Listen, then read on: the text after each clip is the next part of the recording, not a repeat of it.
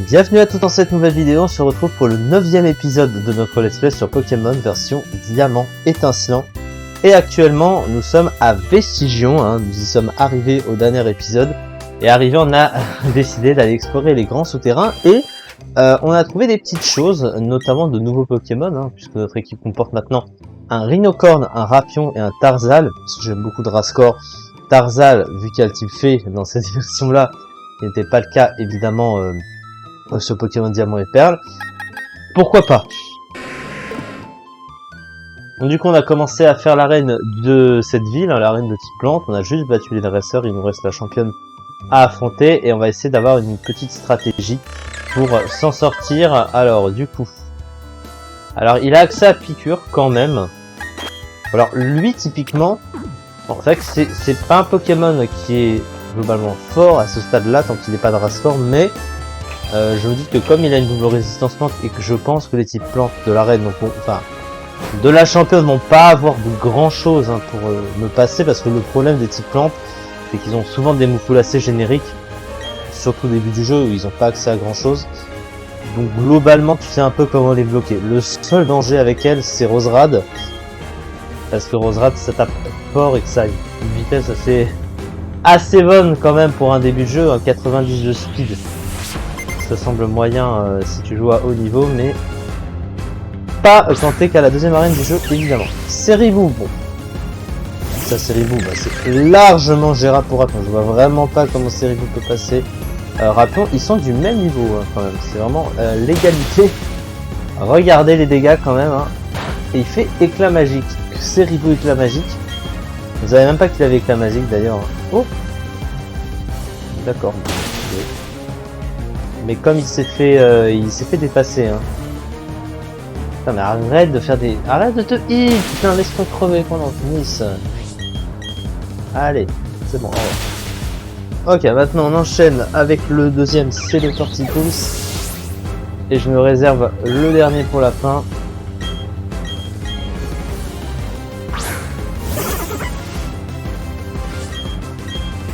Alors lui tente un petit peu. Bon, il se fait largement... Oh, il a protection.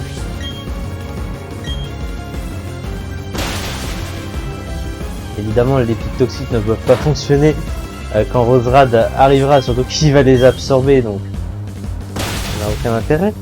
Mais voilà.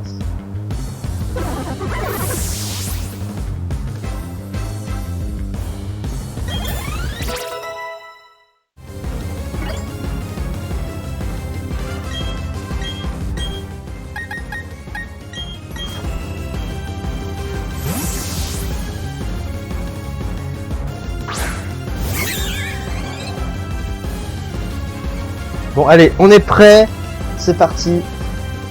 Moi j'y crois. J'y crois jusqu'au bout. Le Roserade qui est face à nous, on va lui taper une grosse cruelle pour commencer. Et la Noherbe, oh, ça fait 0. Ça fait littéralement 0. What? Oh le bulk, putain. Alors que ce truc a genre 50 en défense, c'est peu dire. Oh, il y avait la protection, je l'avais oublié. Je me disais, il y a un truc quand même. Alors on va mettre on va se hit pour une fois. C'est beaucoup mieux comme ça. Il a pas d'attaque il a pas acide, il a pas bomber. Heureusement d'ailleurs qu'il a pas bomber. Ok, donc là logiquement, vu les dégâts que ça faisait sans la protection.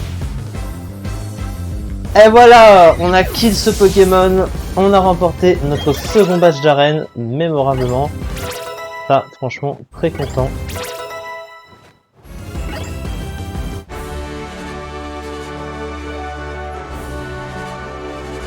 La poésie.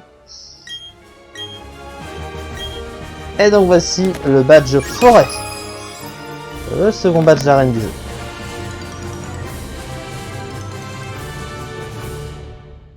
Et en échange, elle me donne la CT86.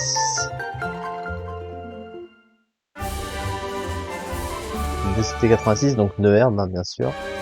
Plus le Pokémon est lourd en face, plus l'attaque sera évidemment puissante.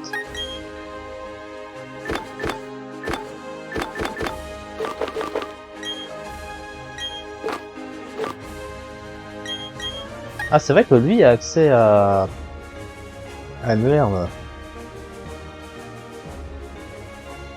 Bah, en vrai, je vois pas à quoi ça sert de la prendre sur Printouf. Quoique. Si, en vrai. En vrai, si, parce que pour affronter, comment il s'appelle? Lovis. Pour affronter Lovis, ce sera utile. On va dire érugissement. Bah, c'est assez pratique sur Tritosaur parce qu'il a parfois accès à lavabo et il peut nous contrer à cause de ça, grâce à ça. En plus, si lavabo, c'est un talent caché.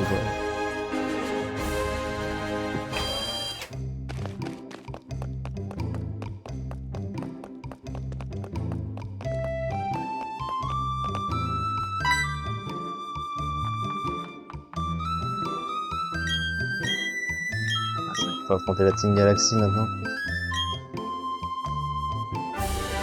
C'était 93. Donc c'est coupe, bien sûr.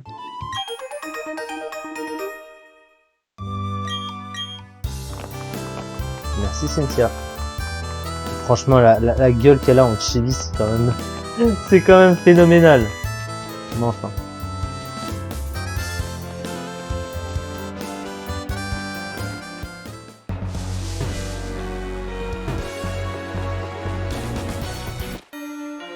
Bonjour.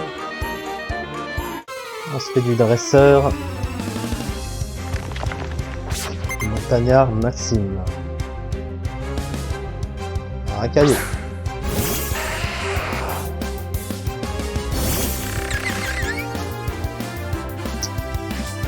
Non.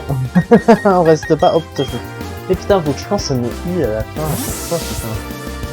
Pourquoi je ne pense jamais à mes I? Je suis vraiment... Ah là là.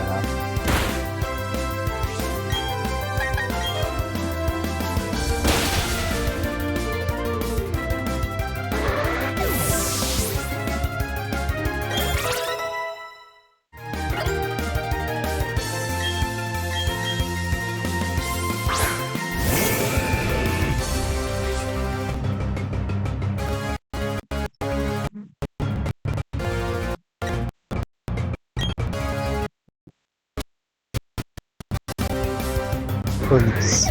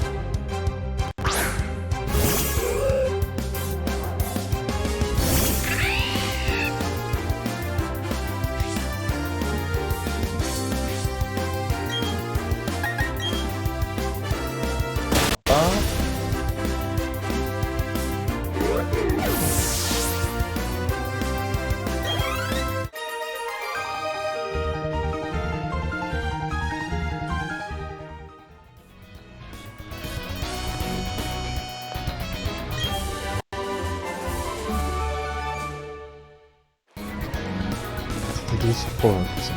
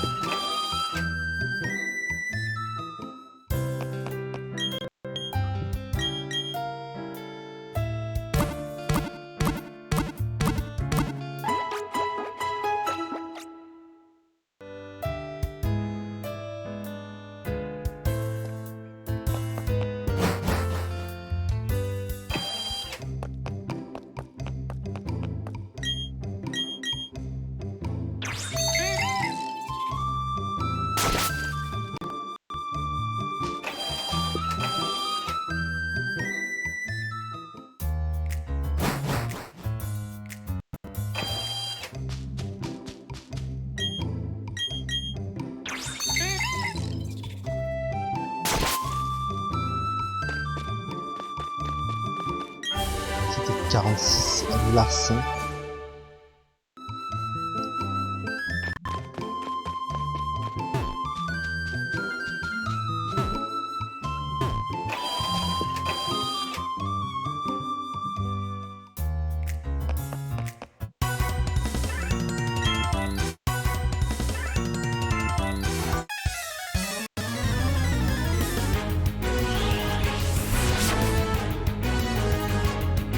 Le retour de la Team Galaxy chez le pote Nosferati.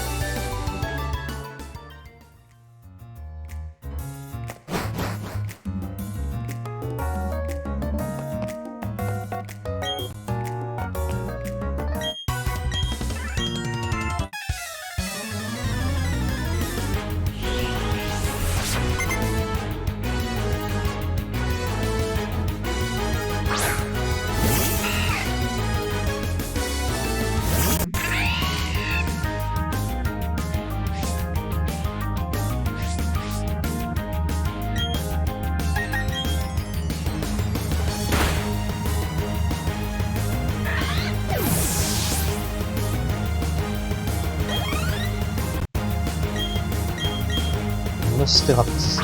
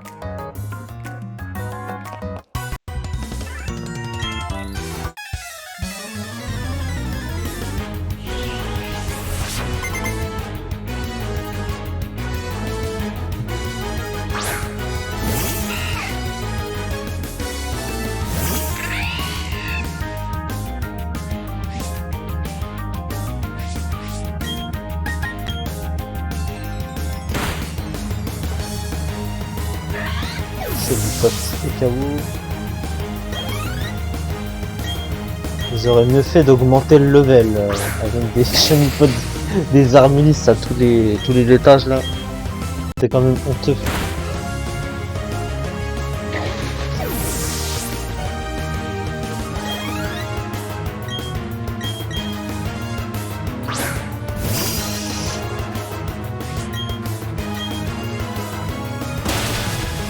Nosferati. Au revoir.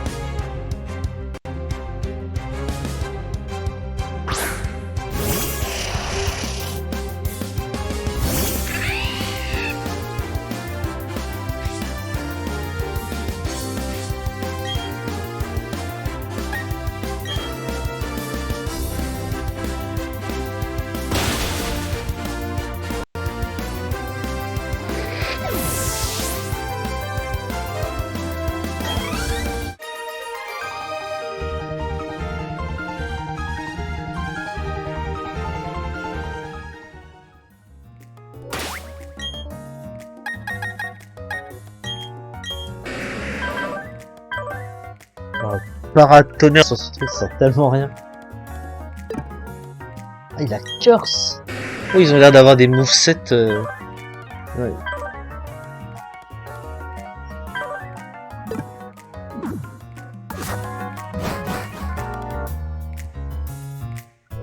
Alors oui, commandant Jupiter, bien sûr, avec son mouflaire.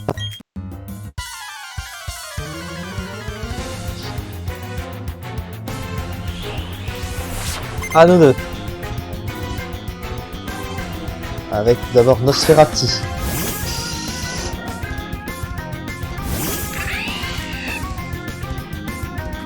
Bon, c'est pas le Nosferati qui va nous intéresser.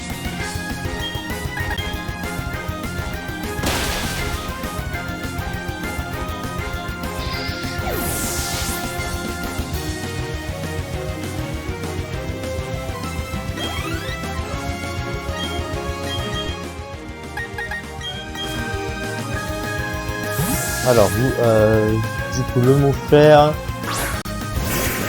Avec nos cordes, on met un Hearthstop à mouflaire.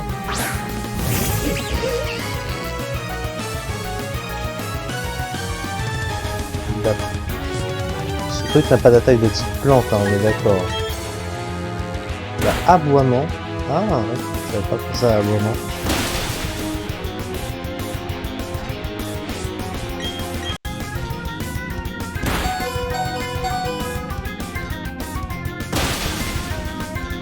Est-ce que je le dépasse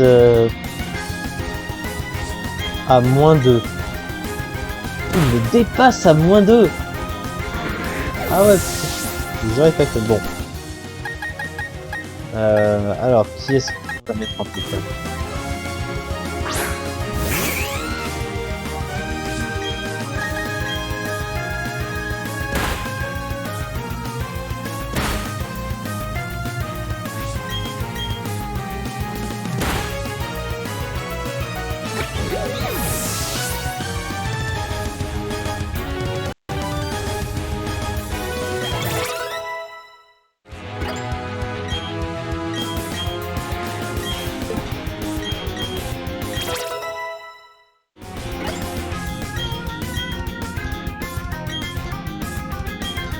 Choc venin, alors plus toxique choc venin, c'est pas mal.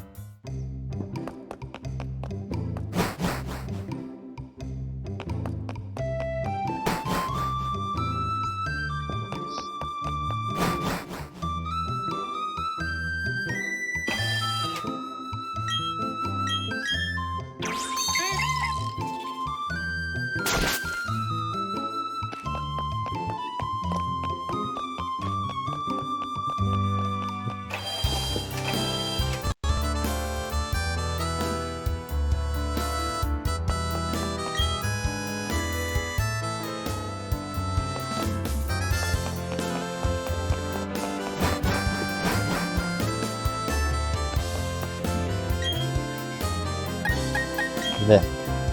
Ma couleur préférée, c'est vert.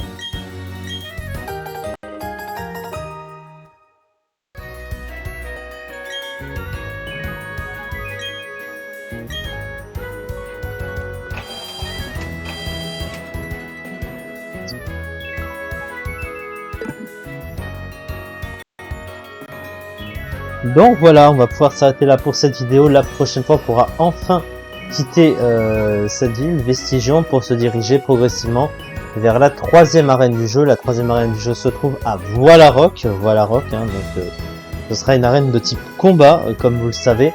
Et le chemin jusque là sera semé d'embûches. C'est un peu long, mais on y arrivera, vous en faites pas. Merci beaucoup donc de m'avoir suivi pour cette vidéo.